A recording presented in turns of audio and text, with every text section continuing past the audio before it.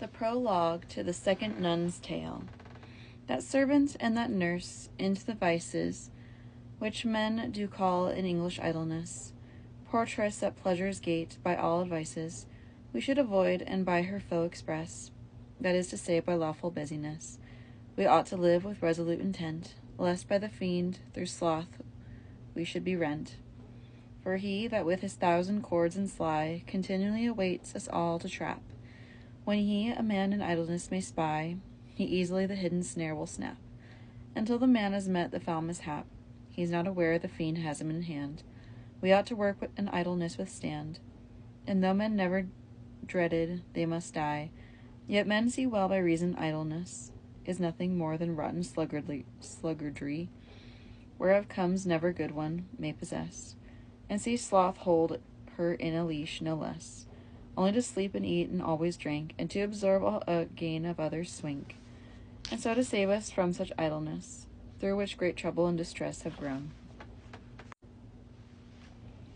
I have here done my faithful busyness, translating the old legend to make known all of that glorious life which was thine own, thou ever with the rose and lily crowned, Cecilia for virtues high renowned, invocatio ad Mariam, and thou that art the flower of virgins all, of whom Saint Bernard loved so well to write. To thee at my beginning do I call, thou comfort and us wretches, help me indite thy maiden's death, who won through her merit the eternal life, and from the fiend such glory, as men may read hereafter in her story. Thou maiden mother, daughter of thy Son, thou well of Ruth of sinful souls the cure, in whom the goodness, for goodness God was embryon, thou humble one, high over each creature, thou didst ennoble so far our nature, that so disdained God had of humankind, his Son in blood and flesh to clothe and wind, within the blessed cloister of thy sides, took human shape, eternal love and peace, who all the threefold world as sovereign guides, whom earth and sea and heaven without cease do praise, and thou, a stainless maid, increase bore of thy body, and wert kept a maid, the mighty God who every creature made, assembled is in thee magnificence, with mercy, goodness, and with such pity, that thou, who art the Son of excellence, not only keepest thou that pay to thee, but oftentimes of thy benignity, freely, or ever men thy help beseech, thou goest before, and art their spirits' leech. Now help, thou meek and blessed, thou fair maid, me, banished wretch in wilderness of Gaul. Think how the Canaanitish woman said, that even dogs may eat of the crumbs all, which from the master's laden table fall. And though I now, unworthy son of Eve, am sinful, yet accept me who believe. And since all faith is dead, divorced from works, that I may do the right, give me space to free me from that darkness of deep murks. O thou, who art so fair and full of grace, be thou my advocate in that high place, where without ever end is sung, Hosanna, thou mother of Christ and daughter of Saint Anna. And of thy light my soul illuminate, that troubled is by thy contagion sown, here in my body also by the weight of earthly lust and false loves I have known. O haven of refuge, O salvation shown to those that are in sorrow and distress, now help, for to my work I'll me address. Yet pray I all who read what I do write, forgive me that I do no diligence, by subtle change to make the story right, for I have taken both the words and sense, from him who wrote the tale in reverence of this one saint. I follow her legend, and pray you that you will my work amend. Interpretatio nominis Caecilii. First would I you the name of Saint Cecilia expound, as men may in her story see. It is to say in English, heaven's lily, a symbol of pure and virgin chastity, or, since she had the white of modesty, and green of good conscience and of good fame, the savour sweet, so Lily was her name. Or else Cecilia means path for the blind, for she example was by good teaching, or else Cecilia, as I written find,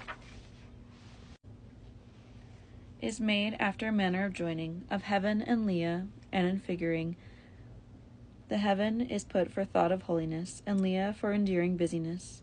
Cecilia may mean too in this wise, lacking in blindness, for her shining light of sapience and for good qualities, or else behold, this maiden's name so bright, from heaven and Leos comes, for which by right men will might her the heaven of people call, example of good and wise works unto all. Leos is folk in English, so to say, and just as men may in the heavens see the sun and moon and stars strewn every way, just so men ghostly in this maiden free see of her faith the magnanimity and the whole glory of her sapience, and many actions bright of excellence. And just as these philosophers do write, that heaven is round and moving and burning, just so was fair Cecilia the white, eager and busy, ever in good working, large and whole-hearted, steadfast in each thing, and shining ever in charity full bright. Now have I told you of her name aright. Explicit. The Second Nun's Tale of Saint Cecilia.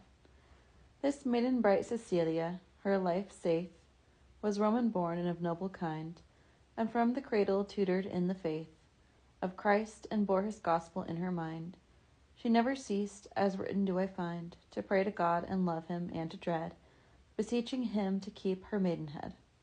And when this maiden must unto a man be wedded, who was a young man in age, and who had to his name Valerian, and when the day was come for her marriage, she, meek of heart, devout, and ever sage, under her robe of gold, well made and fair, had next her body placed a shirt of hair.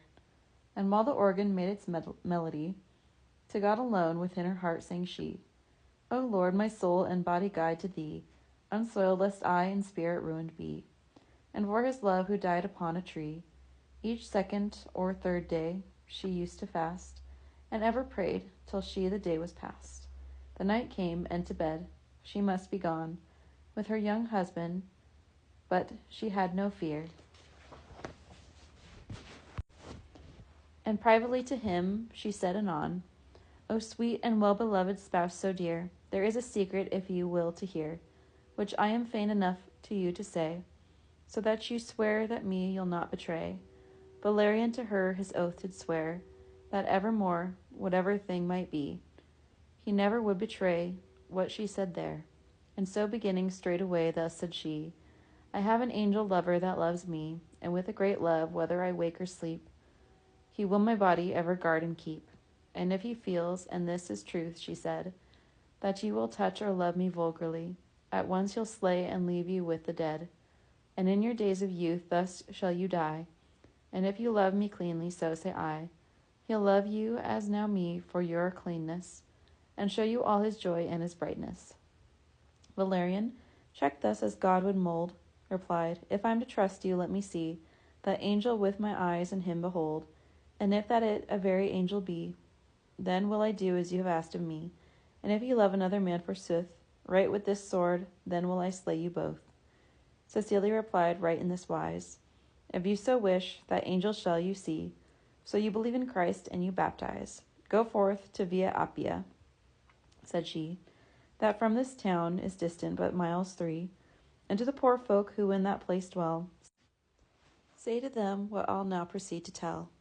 Tell them that I, Cecilia, have sent you to the good man Urban, who is old, for secret need and with a good intent. And when this holy Urban you behold, tell him the thing that I to you have told, and when he shall have purged you of your sin, that angel shall you see ere thence you win. Valerian to that place got him gone, and just as he'd been told about the thing, he found this ancient saint Urban anon, among the holy catacombs lurking. And he anon, with never tarrying, told him his errand, and when it was told, Urban for joy his 2 hands did uphold. Some teardrops from his 2 eyes he let fall. Almighty Lord, O Jesus Christ, said he, sower of counsel chaste, heard of us all, the fruit of that same seed of chastity, which thou sowest in Cecilia, take to thee. Lo, like a busy bee, and without guile, thy thrall Cecilia serves thee all the while. For that same spouse that lately wedded she, who was like lion fierce, she sends him there, as meek as ever was a lamb to thee. And with that word anon there did appear an old man, clothed all in white clothes clear, who had a gold-lettered book in hand, and who before Valerian did stand. Valerian, for fear, fell down as dead, when him he saw who raised him from the floor, and from his book whereof I told he read. One Lord, one faith, one God, with nevermore, one Christian church, one Father of all to adore, above all, over all, and everywhere. These words in very gold were written there. When this was read, then said the ancient man, Do you believe or not? Say yea or nay. I do believe this, said Valerian. For truer thing than this, I dare well say, under the heavens none can think nor may. Then vanished the old man, he knew not where, and Pope Urban baptized him even there.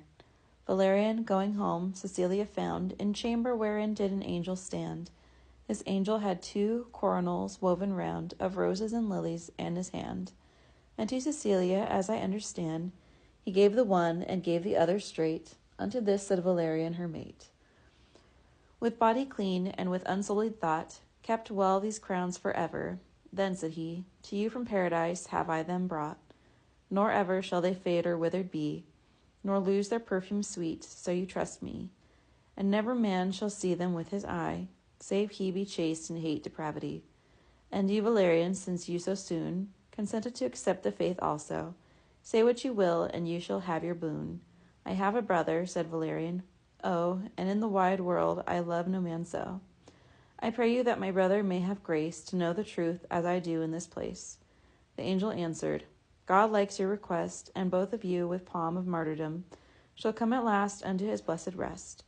Whereon his brother Tiburtius was come, and when he smelled the sweet perfume that from the roses and the lilies filled the air, in heart he wondered how it came it there, and said, I wonder much this time of year, whence comes the sweetness that arises so of rose and lily to my senses here.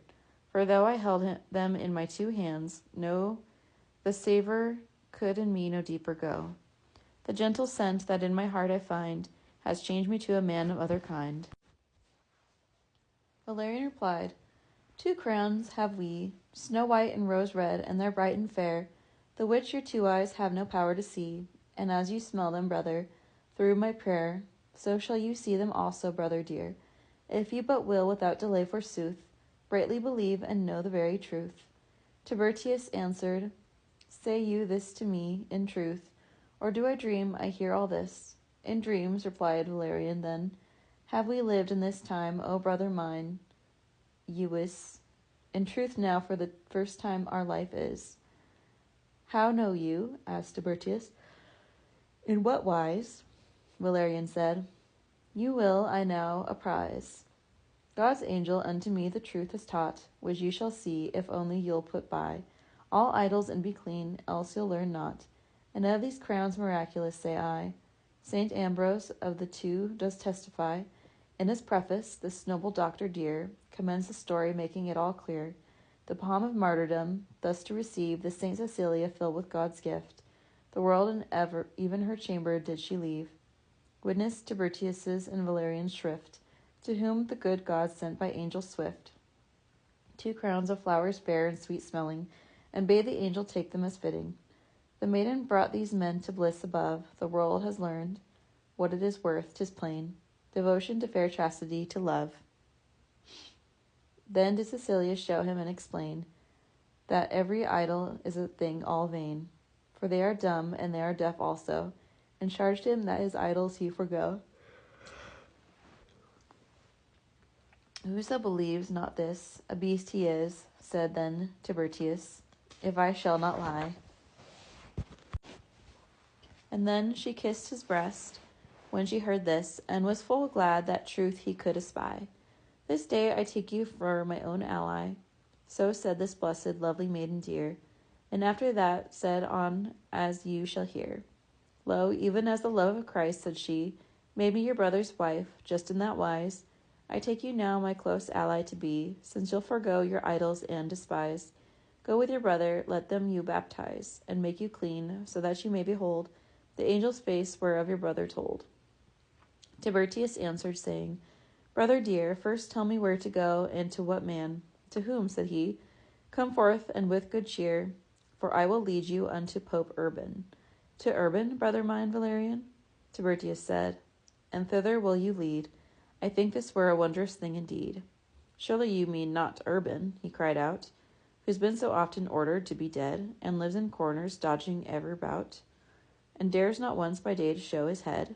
Why, men would burn him in a fire right red, if he were found, or any him could espy, and us, if we should bear him company. And while we seek for that divinity, who is in heaven where we may not see, burned in this world to ashes shall we be. To whom Cecilia answered and boldly, Men might well dread, and very reasonably, this life on earth to lose, my own dear brother, if this alone were living and no other. But there's a better life in other place, that never shall be lost, nay, fear you not, whereof God's Son has told us through his grace. That Father's Son all things that he has wrought, and all that is has made with reason thought. The Spirit which from Father did proceed, has given a soul to each, fear not indeed. By word and miracle God's only Son, when he was in this world, declared us here, there was another life that could be won. To whom replied Tiburtius, Sister dear, did you not say just now in manner clear, there's but one God, the Lord in truth no less, and now to three, how can you bear witness? That will I tell, said she, before I go, just as a man has kinds of wisdom three, memory, genius, intellect also. So in one being of divinity, three persons truly may there right well be. Then she to him full earnestly did preach, of Jesus coming, and of his pain did teach. In many points his agony had shown, how God's Son in this world a time did hold, to man a full remission to make known, who had been bound in sin and care of old. All these things to Tiburtius first she told, and then Tiburtius, with a good intent, he with Valerian to Pope Urban went, who thanked God, and with a glad heart and light he christened him and made him in that place, perfect in knowledge and God's very knight. And after this Tiburtius got such grace, that every day he saw in time and space God's angel, aye, and every kind of boon he asked of God, the same was granted soon. 'Twere hard in proper order to explain how many wonders Jesus for them wrought, but at the last, to tell it short and plain, they by the sergeants of Rome town were sought. And to Almachius the prefect brought, who questioned them and learned their whole intent, and unto Jupiter's image had them sent, saying, Who will not go and sacrifice, strike off his head? That is my sentence here. These martyrs, then, of whom I do apprise, one Maximus, who was an officer of the prefects and his cornicular, took them, and when the saints forth he had led, himself he wept for pity that he had. When Maximus had learned their creed and lore, of executioners obtained he leave, and to his house he led them without more, and by their preaching, ere it came to eve, they from the executioners did reave, and Maximus, and from his folk each one, the false faith to believe in God alone. Cecilia came, when it was fully night, with priests who christened them together there. And afterward, when day came with its light, Cecilia then bade, with steadfast cheer, Now Christ's own knights together, lief and dear, the works of darkness cast you all away, and arm you in the armor of the day. You have indeed fought with good faith, the good faith, all hail. Your course is done, your faith you have preserved. Go to the crown of life that shall not fail, the righteous judge whom you have so well served. You will give it to you, since you've it deserved. And when, as I have told, this thing was said, to make the sacrifice they forth were led. But when before the image they were brought, briefly to tell the end as it is known, they had not incense and sacrifice they not, but on their knees they reverently knelt down, with humble heart and firm devotion shown. And so they lost their heads there in that place, their spirits went unto the King of grace. This Maximus, who saw this thing betide, with pitying tears, he told folk then forthright, that he their souls had seen to heaven glide, with angels full of glory and of light, and by his words converted many a wight, for which Almachius had him beaten so, with whips of lead he did his life forego. Cecilia him buried with the others, Valerian and Tiburtius quietly. Thus in the tomb he rested with the brothers, and after this Almachius speedily ordered his servants fetch him openly, Cecilia, that she might in his presence make sacrifice to Jove and burn incense.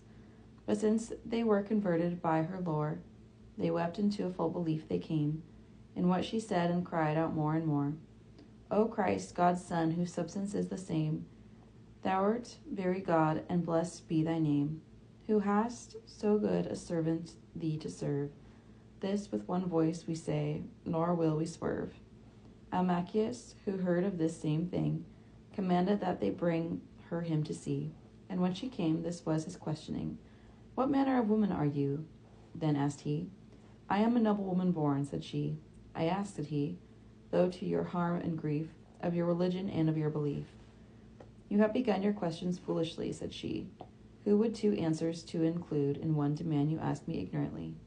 Almachius answered that exactitude. Whence comes your answering so rough and rude? Whence, asked she, when that she was thus constrained, from conscience and from simple faith unfeigned. Almachius said, and do you take no heed of power I wield? And she replied like this. Your might, said she, is scarce a thing to dread, for power of every mortal man but is, like to a bladder full of wind you whiz. For with a needle's point, when it is blown, prick it, and all the pride of it comes down. Erroneously have you begun, said he, and deep in error do you still remain. Know you not how our mighty princes free have ordered us such error to restrain, that every Christian man shall suffer pain, unless his Christianity he deny. He shall be free if he'll do that, say I. Your princes err, and your nobility, Cecilia said, and with a mad sentence condemn our guilt, all guiltless though we be, and you, who know full well our innocence, merely because we do our reverence to Christ and bear ourselves the Christian name, you thus impute to us a crime and blame. But we, who know far better than can you, its virtue will not once the name gainsay. Almachius said, choose one of these things too. Deny that faith or sacrifice today, that you may now escape from death that way. Whereat the holy, blessed, lovely maid began to laugh, and to the judge she said, O judge, convicted by your own folly, will you that I deny my innocence and make myself a criminal? Asked she. Lo, he dissimulates in audience, he glares and rages in his violence. To whom Almachius, O unhappy wretch, do you not know how far my might may stretch? Did not our mighty princes to me give, I, both the power and authority, to give to people death or make them live? Why do you speak so proudly then to me? I speak to you but steadfastly, said she. Not proudly, for I say upon my side, we've deadly hatred for the vice of pride. And if to hear a truth you do not fear, then will I show all openly by right that you have said a full great falsehood here. You say your princes have you given the might, both to condemn and give life to a wight. But you can merely him of life bereave, you have no other power or other leave. You may but say your princes did declare, you were death's officer, if more you claim, you lie, for of more power you are bare. This bold speech drop, Almachius did exclaim, and do your sacrifice in our God's name, I care not what you wrongfully impute, like a philosopher I'll bear it mute. But those same wrongs which I cannot endure are those you speak against our God, said he. Cecilia replied, O vain creature, you've nothing said, since speaking first to me, that I've not learned thereby your great folly, and that you were and are in every wise an ignorant officer and vain justice. There is no proving by your outward eye that you're not blind what can be seen by all, that it is stone that men see well, say I. Yet that same stone a god you think and call. I charge you, let your hand upon it fall, and test it well, and 'twill be stone you'll find, since you can see it not with your eyes blind. It is a shame that all the people shall so scorn you, judge, and laugh at your folly, for commonly men know it above all. That mighty God is in his heaven high, and idols such as these they testify. They bring no profit to themselves or you, they have no power, nothing they can do. These words and many others such said she, and he grew wroth and bade she should be led home to her house, and in her house, said he, boil her in bath heated by great flames red. And as he bade, so was it done, 'tis said. For in a bath they locked her in, began all night and day a great fire there to fan. The long night through, and a long day also, for all the fire and all the bath's great heat. She sat there cool and calm, and felt no woe, nor did it make her any drop to sweat. But in that bath her life should she lose yet. For he, Almachius, with bad intent, to slay her in the bath his headsman sent. The executioner 3 times he smote upon the neck, and could not strike again. although he failed to cut into her throat. For at that time the ordinance was plain, that no man might another give the pain of striking 4 blows, whether soft or sore, this executioner dared do no more. But half dead, with her neck cut 3 times there, he let her lie, and on his way he went. The Christian folk that all about her were, with sheets cut up the precious blood she spent. And 3 days she lived she in this same torment, but never ceased at all the faith to teach, that she had fostered dying did she preach.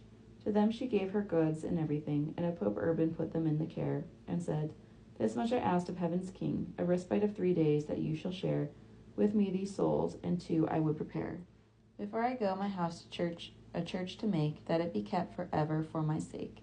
St. Urban, with his deacons privately, the body took and buried it by night, among his other saints right honorably. Her house is church of St. Cecilia hight. St. Urban hallowed it, as well he might, wherein a noble wise unto this day to Christ and to his saint men service pay. Here ends the second nun's tale.